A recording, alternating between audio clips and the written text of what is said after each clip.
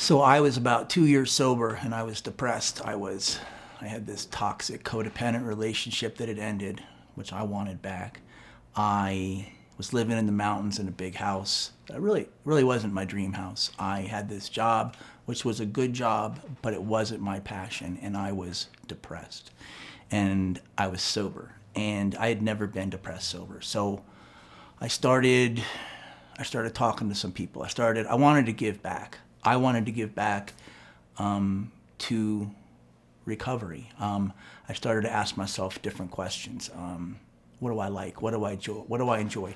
Who do I love? How do I want to see myself, down the road? What happened is I went up to Fort Collins and I asked a guy named Marty Ryan, who's a therapist, what does the recovery community need? He said, we need sober houses.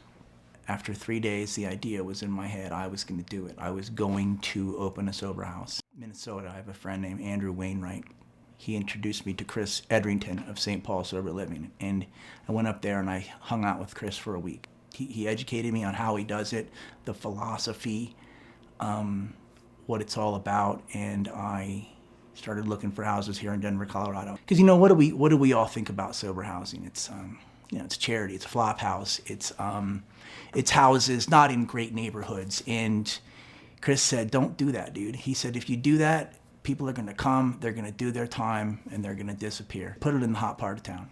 Put it where everybody wants to be. Put it where you wanna be. And so I actually put it where I live. This sober house is down the street from where I live. It's where I've spent the last 20 years on and off. And we're surrounded by 12-step meetings, of course. We're also surrounded by parks. We're surrounded by art, culture, coffee shops, museums, concerts. I don't want to be in a house where I'm, scared. I want to be in a house where I can, feel comfortable and relax, and that's how this came about. Mile High Sober Living has been open since July of 2016. What are the cons of having sober housing in Denver? Is that it's expensive. The housing market is tight. There's not a lot available. Denver doesn't seem to be completely 100% on board with sober living. And so, what we have is an opportunity to educate everybody, including the city of Denver.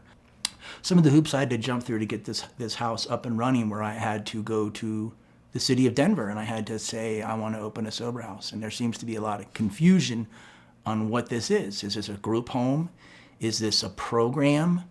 Is it a clinical thing, or what is it, And sober housing is a single family residence with people alcoholics or addicts working a program of recovery, living under one roof. So it's a family, but we don't all have the same last name. And we're protected by the Fair Housing Act. We cannot be discriminated against. And so the way I look at that is, if I would put my family, like let's say I have one room and I have 2 beds in it. If I put my family members in that room comfortably, I should be allowed to put and feel comfortable about 2 addicts or alcoholics in recovery living in that room. I interview everybody that comes in here. I'm trying to create a safe environment of people that are interested in recovery. They want the same thing. They want to get sober. They want to stay sober. They want what the real world has to offer if they can stay sober. So when I interview them, I'm looking for guys that might have a propensity towards violence, criminal activity, and they're not going to make it in. I'm looking for guys that are willing to work a program, that have a sense of the life they're missing out on if they can't stay clean and sober, and it creates a sense of unity, group unity, and that's what you get in our sober living houses. So I've witnessed a lot of success stories here at Mile High Sober Living. It's tough. Some of us, we come in, some of the guys come in, they get on board with a program, they support each other with, a sense of love and understanding, and they've created a house of recovery. And, for early sobriety, coming home to a house of recovery, a house full of recovery, is the difference between life and death. A lot of people will get out of treatment and go home, and that's where all their triggers are. That's where all their drug addict friends might or might not be. And so they come here, they get on board, they work a program, they help each other, and they learn how to live sober. one of the most important things about early sobriety is we can't isolate. Isolation will kill you. Getting a sense of connection and learning tools such as reaching out to other people is really key. We have a lifelong progressive fatal disease, and we need to put that disease in remission, which means we need to do something for our recovery every day. So a typical day looks like this. You get up, you make coffee. If you smoke cigarettes, you smoke a cigarette.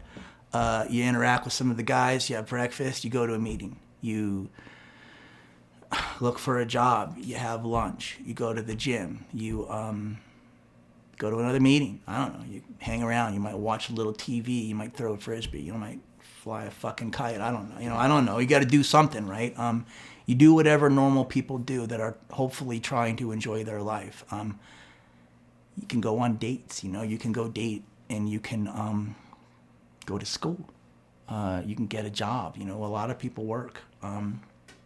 You do everything you're supposed to do as a productive member of society, and the guys support each other, they hang out, they go to meetings together, they get sober activities, and that's what it's about. So we have, in this house particularly, Michael Hornbuckle is an amazing house manager. Not only that, for me, he's inspirational. He makes being sober look fun, and he lives his life, and he does whatever he wants to do. He plays music, he goes to meetings, he never dumbs down recovery. And it's just, I can't imagine being around anybody better, especially in early sobriety, and just getting that vibe, you know what I mean? Like, life is not boring.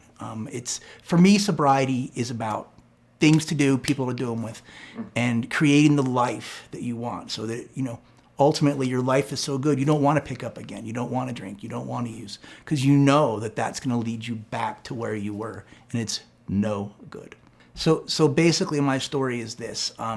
I identify as an alcoholic. I'm an alcoholic. I did loads of drugs, but I was always able to dial back drugs because I wanted to play music. So, I was always able to sufficiently quit drugs. And I always figured if I just drank, I'd be fine. And so I played music all my life. And then I started to book bands in a way to make a living. Plus it's fun. And so what happened is someone said, "Do you want to buy my bar?" And I said, "I don't have any money to buy a bar." And he says, "I'll carry the loan for you." So, holy fuck, I own a bar, right? And so this was in 2007, I bought this bar, and that's when my drinking just went downhill. So I was in and out of the doctor. At one point, I had all these problems: depression, anxiety, gout. I had these sores on my body. I was dehydrated, I was passing blood, I was throwing up blood. I was completely physically dependent on alcohol. And the doctor said, "We got to do some blood tests." So he did a blood test.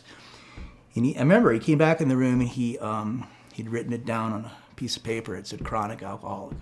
Never seen it like that before, right? He said, "I give you about 1 to 2 years to live." And I was drinking about a half gallon of vodka. The funny thing is I couldn't stop. I kept drinking for over a year. I had completely lost the power of choice. And I knew I was dying. But every day it was like, I'm not going to die today. I'm just going to get drunk today.